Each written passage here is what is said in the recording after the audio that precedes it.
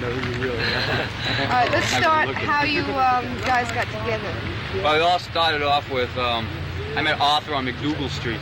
He came up to me and said, "Hey, I hear you play bass." It started when I met You liar! I met Arthur on McDougal. That's not how it started. It started all back in good old Queens. Can I have a cigarette now? So why don't you guys tell the story? I'll sleep. Did you know? He was a guitar player and I was the bass player.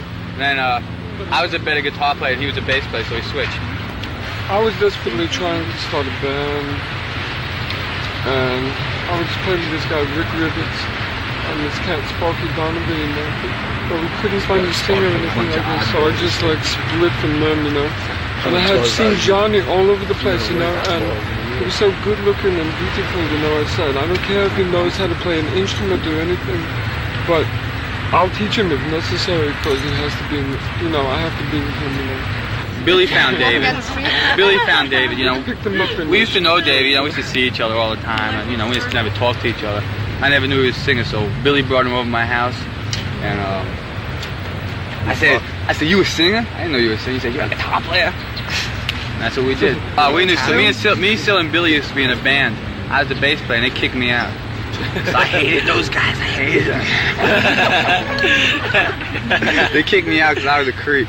Oh, we knew Jerry. I knew Jerry for years. So you all knew each other like from the same neighborhood? Well, we didn't know each other. We always just like we knew each other just. We never talked to each other. We were too snobby to talk to each other. Just visually, always checking each other out. Hey man, where'd you get those vines? I mean, Jerry used to check us all out. It was like do-it-yourself band or something, you know. It's like you started from like before scratch, you know. But it was embarrassing sometimes, you know, like we're like people come see us, you know, we're on stage and it's all like I think we're big stars, glitter and light, you know, and all this stuff, you know, rocking out. And then 5 minutes later we're walking out with apple falls on our backs and shit like this. Until we met Max. Max changed our life. He did. He took over. We call Max over. We used to call Max push come to shove takeover. Next takeover in his push come to shove band. It's his boss. And Pete helped us greatly. He got a shot of Pete on that. He's going to be our road manager soon. Yeah, Pete's going to take over the road manager position after Harry gets his past Radiation.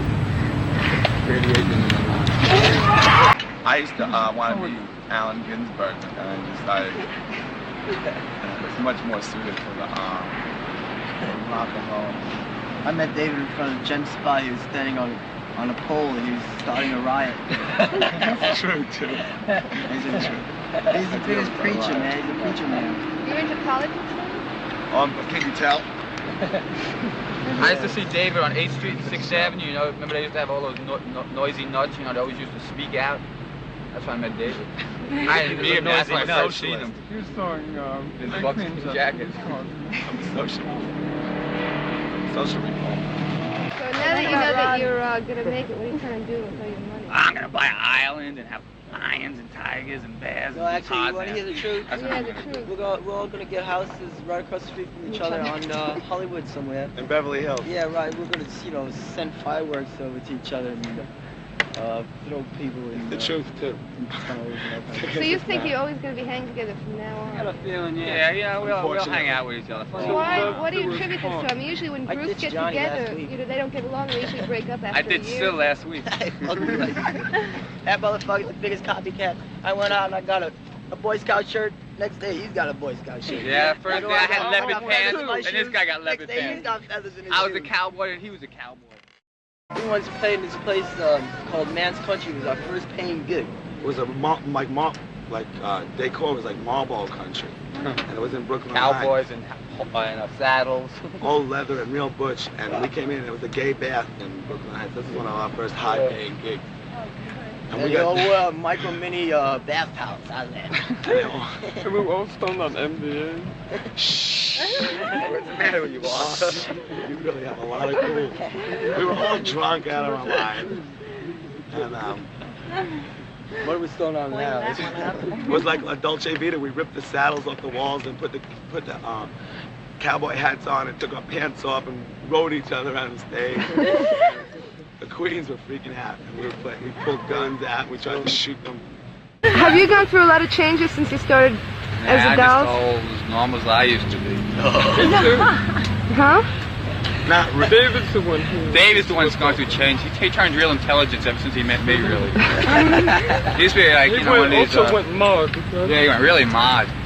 I used to see him blue jeans and moccasins and the whole trip, you know, until he met me. And now he's got platforms, big heels. And now you wear the blue jeans. Huh? Yeah, now I wear the blue jeans. He wears some blue jeans in this family. Arthur wears infant clothes. Arthur was always a weirdo ever since I met him. Caught me with my golf on. When I first met Arthur, he was getting kicked out of Bloomingdale's for buying infant clothes. Trying them on.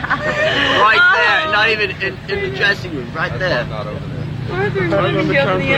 Do you think you're going to go through any changes in the future? Look at him now. I mean, everybody goes through their changes, you know, it's only human. We're just a bunch of human guys.